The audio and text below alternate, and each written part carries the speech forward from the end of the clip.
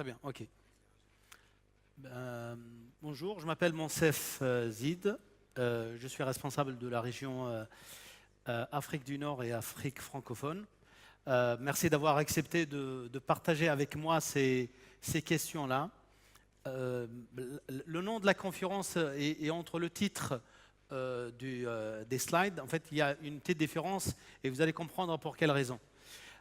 Il y a un changement très important et le souhait que j'ai, c'est qu'aujourd'hui, ce n'est pas de vous faire peur sur la sécurité parce qu'on ne peut pas construire lorsqu'on a peur. Donc l'intérêt essentiel de cette intervention, c'est de vous donner des éléments sur l'évolution, sur le changement de l'état de l'art de la sécurité. On n'y est plus dans les années 2000. On a passé en fait à une étape très importante au niveau de la sécurité et les challenges pour le DSI, le RSSI sont devenus très importants. Vous le savez tous parce que vous utilisez votre système d'information, vous utilisez votre accès à Internet pour du business. Le monde aujourd'hui, le monde connecté, c'est un monde qui est lié en fait au business, mais aussi qui est lié en fait à l'activité, à la disponibilité en fait du système d'information qu'on met en place. Donc c'est très important de prendre en compte que la disponibilité d'une banque, la disponibilité d'un aéroport, la disponibilité d'un ministère, la disponibilité de n'importe quelle organisation n'est pas uniquement la mise en place de 2 firewalls qui sont en redondance, de 2 routeurs qui sont en redondance, de 2 serveurs qui sont en redondance. La disponibilité suppose que tout ce qu'on a mis en place, il fait face à une attaque qui vise à rendre ce système d'information indisponible. En fait, j'ai entendu tout à l'heure, il y a beaucoup de chiffres. Ces chiffres-là, en fait, malheureusement, moi, le slide, il est un peu... il manque des choses, en fait, du slide. Je ne sais pas pour quelle raison, en fait, je ne vois pas des éléments importants sur le nombre, là, le 7,7 millions. Là, on parle, à cet instant-là, c'est le nombre d'IoT qui sont ajoutés à chaque fois. C'est-à-dire, à chaque instant, on a un nombre très important d'IoT, d'objets connectés, qui sont connectés parce qu'on a besoin de ces objets-là, que ce soit dans les hôpitaux, que ce soit dans les ministères, que ce soit aussi dans les usines. Ces objets connectés sont devenus un élément clé pour faire avancer l'activité. 7,7 millions, c'est aussi le nombre d'objets qu'on estime vulnérables parce que l'IoT, c'est un objet qui est très facile à mettre en place, qui ne coûte pas cher, qui n'a aucune protection, qui n'a aucune sécurité et qu'on met en place pour aller très vite. Durant cette présentation-là, il y a un nombre très important en fait, d'objets qui se mettent en place. C'est-à-dire des nouveaux objets en fait, qu'on connecte. Ces nouveaux objets-là sont très utiles en fait, pour l'activité, mais aussi c'est une source de menaces importantes. Là, on parle de le nombre théorique en fait, d'objets connectés qu'on pourra avoir. Pourquoi en fait en Afrique on parle d'objets connectés? Parce que aussi l'Afrique, c'est un continent où il y a un développement très important. Donc on a passé certaines étapes au niveau de la connexion Internet.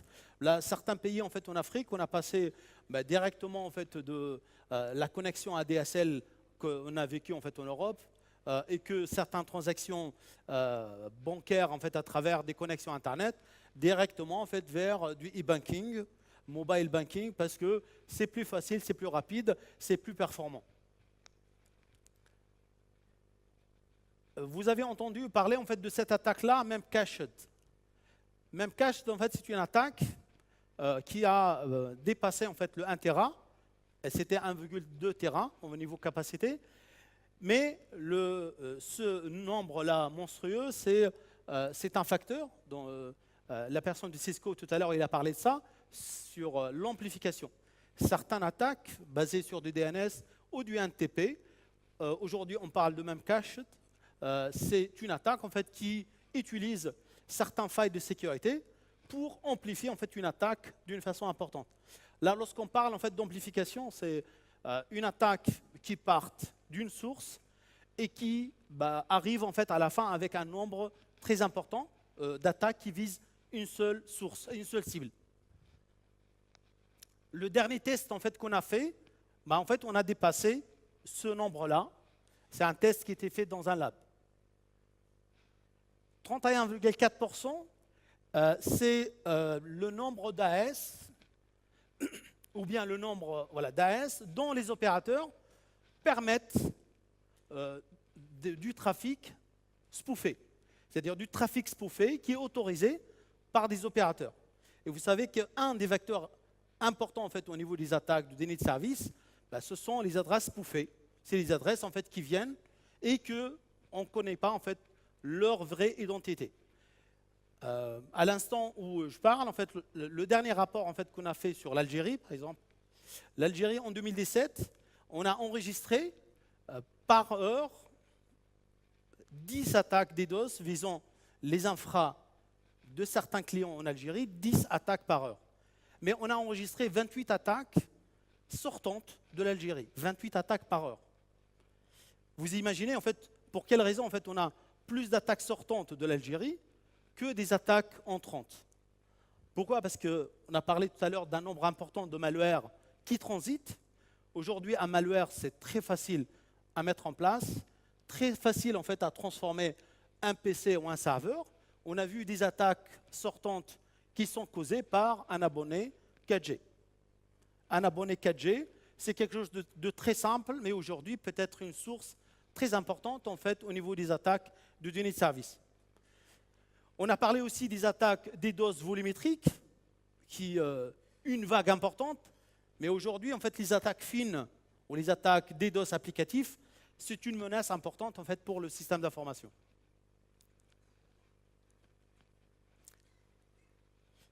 « 1,7 Tera, est-ce que vous avez vu ce chiffre-là? Il n'y a pas longtemps, c'est une attaque qui était enregistrée par Arbor, par rapport à un de nos clients, qui était protégé par une infra Cloud Arbor. On a atteint 1,7 Tera. Une attaque de 1,7 Tera.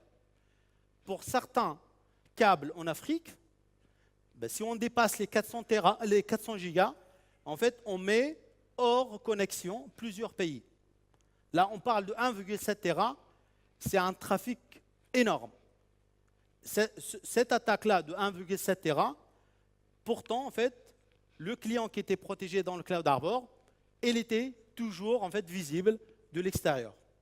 On a des pays en Afrique qui sont protégés par le Cloud Arbor. En fait, ils passent tout le temps dans le Cloud Arbor avant que le trafic transite vers le pays, parce que ce sont des pays qui sont menacés par des attaques DDoS qui ne sont pas des attaques neutres, mais qui sont des attaques liées à des attaques réelles, à des guerres réelles en fait, au niveau de la vie courante.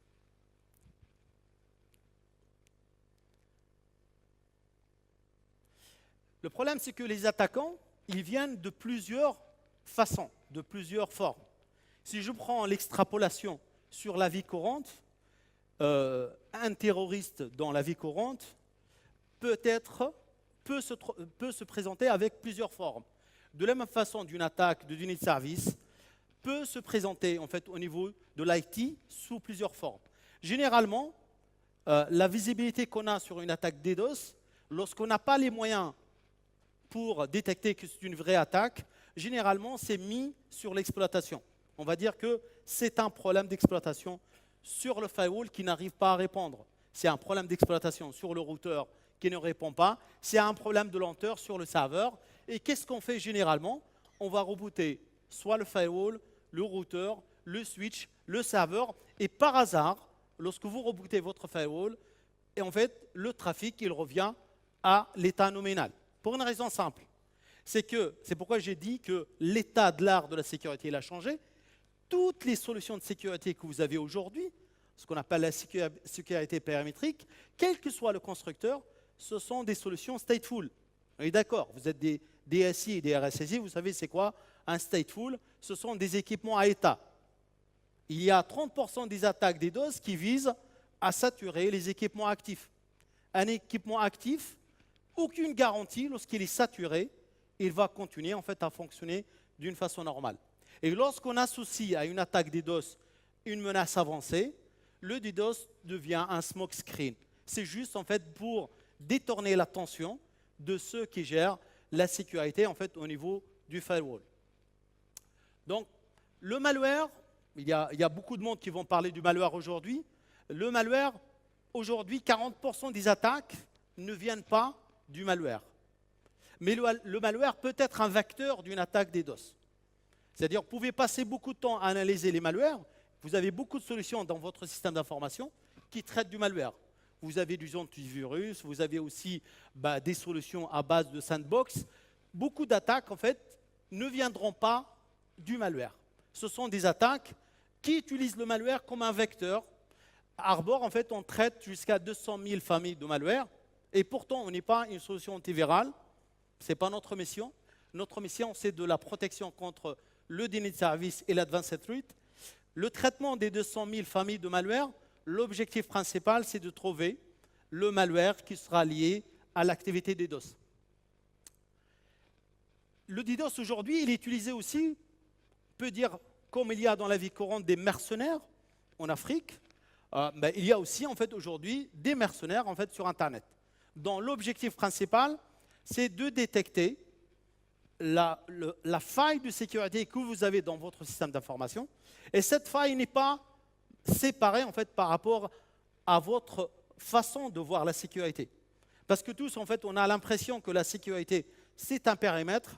Aujourd'hui, le périmètre, il est effacé. De la même façon que la sécurité d'un pays, c'est plus le périmètre. La douane, la police n'est pas la seule source pour protéger un pays. Il y a beaucoup d'autres éléments en fait, qui interviennent dans la protection. Pareil, en fait, de la même façon, le DDoS aujourd'hui, la protection périmétrique telle qu'elle est connue aujourd'hui n'est plus suffisante pour assurer la protection. Beaucoup d'attaquants aujourd'hui proposent aussi du service DDoS. N'importe quelle personne, et il n'a pas besoin d'être très compétent pour lancer une attaque DDoS. C'est très facile aujourd'hui d'acheter grâce au Bitcoin. Mais il y a beaucoup de monde en fait, qui achète grâce au Bitcoin. On a vu cette montée de Bitcoin jusqu'à 19 950 $. Et l'acheter aujourd'hui, il est à 785 $.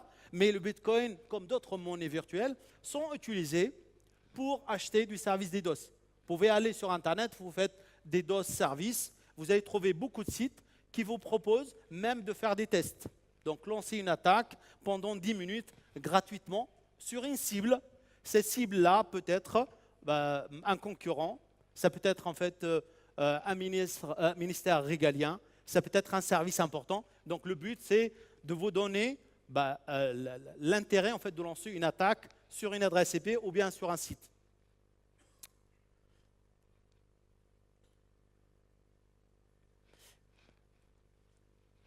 Lorsqu'on parle du DDoS aujourd'hui, on parle aussi de advanced threat.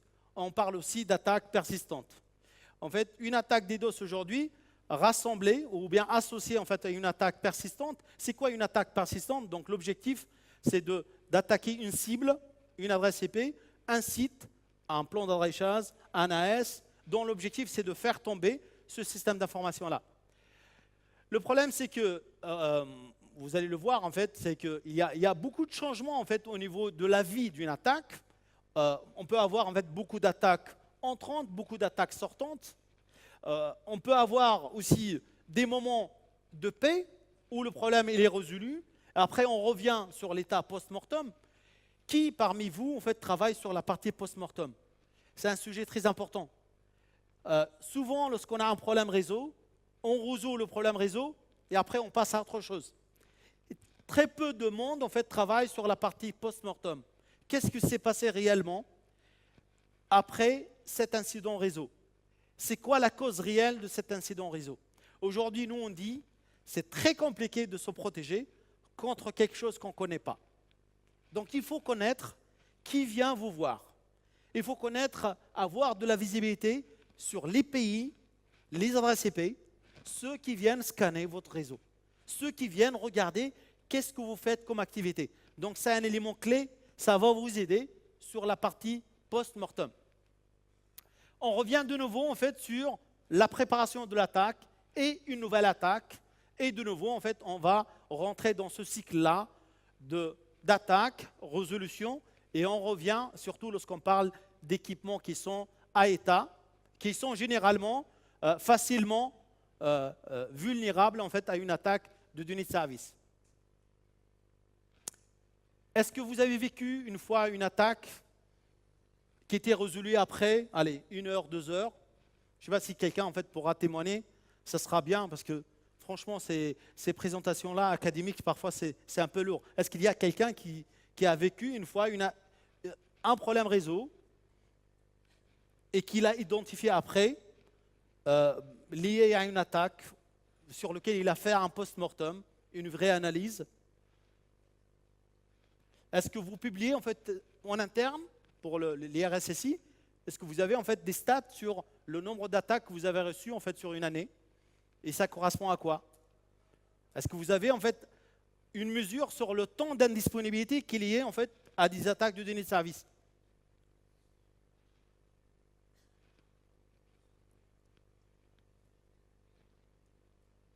Personne ne veut prendre la main.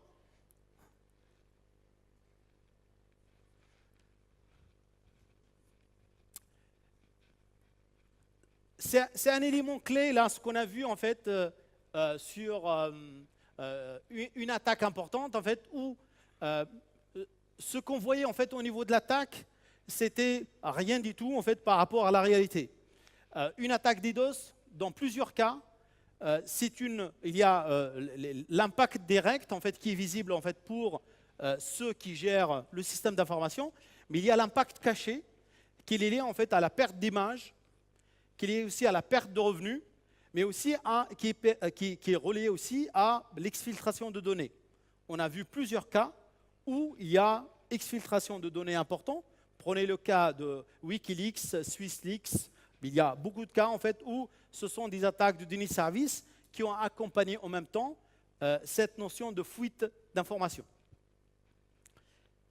Un autre cas en fait qu'on a vu en fait sur l'utilisation des objets connectés, où c'est une attaque DDoS dans laquelle on a vu la participation de frigos connectés.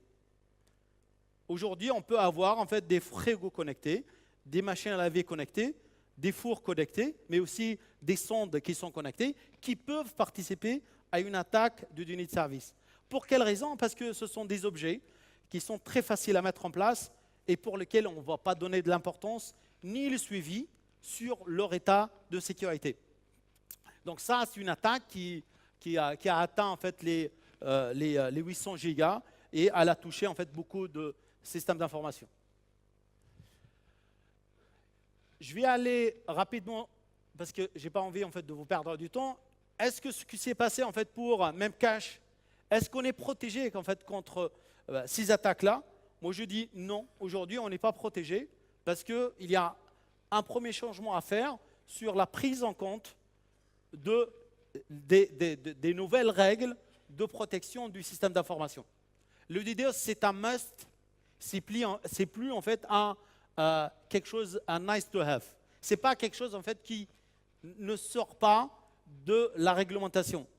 Aujourd'hui, certains pays, certaines banques, certaines assurances aujourd'hui ne vont plus en fait donner le contrat d'assurance, sauf si je peux prouver que j'ai une protection qui permettrait, de la même façon que j'ai une assurance côté dégâts des eaux, côté aussi de la disponibilité d'électricité, côté en fait une assurance côté ce que j'ai mis en place, tout ce qui est nécessaire pour s'assurer que je ne suis pas vulnérable à une attaque de données de service.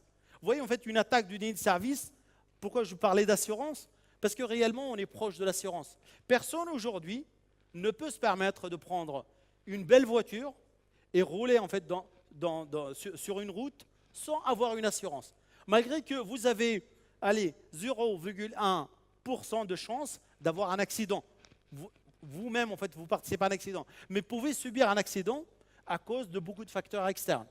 Pareil, en fait, par rapport aux données de service, le données de service, malgré que vous allez mettre en place tout un système d'information bien blindé, avec de la redondance partout, une attaque de données de service, elle pourra rendre hors service tout le système d'information que vous avez mis en place.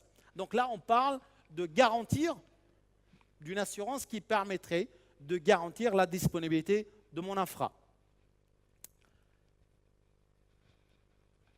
La solution, c'est quoi? Je pense, la première chose, c'est d'avoir, même 3 minutes, je vais finir. En fait, je n'ai pas envie de... Donc, la première chose à voir, c'est avoir de la visibilité. Une solution DDoS ne se met pas comme... c'est pas un produit consommable. Ce n'est pas comme un switch, ou bien comme un routeur, ou bien comme un firewall. Ce n'est pas du consommable. Ce n'est pas aussi une imprimante. C'est tester, valider, regarder, qu'est-ce que vous avez, qui vient vous voir. C'est un élément clé.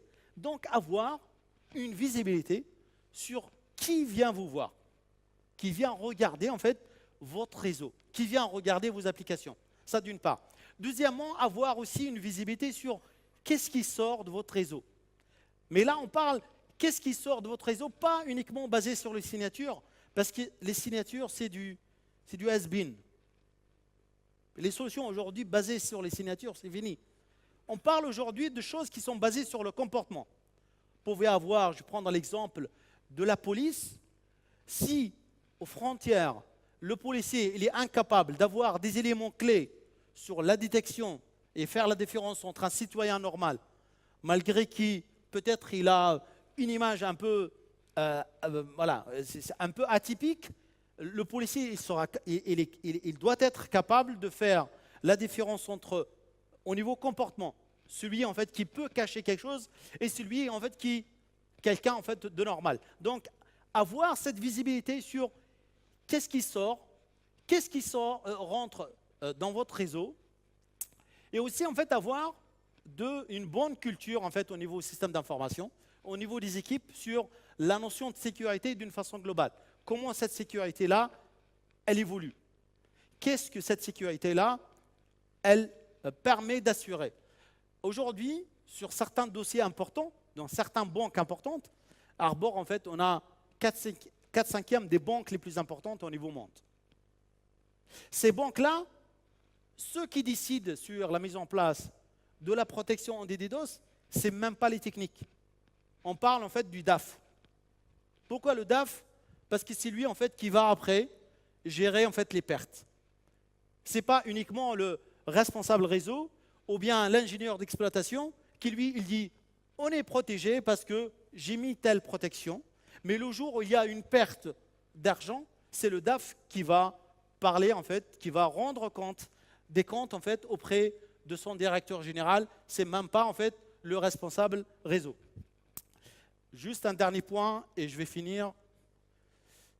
Voilà, la taille, la fréquence, la fréquence et la complexité des attaques DDoS, ils ont changé. La taille parce qu'on a dépassé des attaques qui peuvent aller jusqu'à 1,7 Tera. La complexité parce qu'on a vu des attaques visant certaines banques qui sont en même temps des attaques volumétriques, applicatifs qui stressent votre serveur et aussi des attaques, ce qu'on appelle exertion state. Ce sont les attaques qui visent l'équipement de sécurité même que vous avez mis en place. Aujourd'hui, prenez un WAF, un load balancer, un firewall applicatif, un UTM, n'importe lequel, de n'importe quelle technologie, tous ils sont basés sur le stateful. Depuis les années 99, il y a un éditeur qui a fait passer l'ancienne technologie de firewall vers un firewall stateful. Ce firewall stateful-là, ou cet équipement de sécurité stateful, il est vulnérable à 30% des attaques de unité de service. Donc vous avez une chance sur 3 qu'une attaque puisse faire tomber votre système d'information. Voilà, je vous remercie. On a un atelier en fait cet après-midi, très intéressant. Vous pouvez voir une attaque volumétrique, une attaque applicative, une attaque qui vise un équipement de sécurité. Vous pouvez voir aussi comment cette attaque-là elle est détectée et comment elle est arrêtée et qu'est-ce que vous pouvez avoir comme visibilité en amont et comment vous pouvez analyser l'attaque. Voilà, je vous remercie et je vous souhaite un bon salon.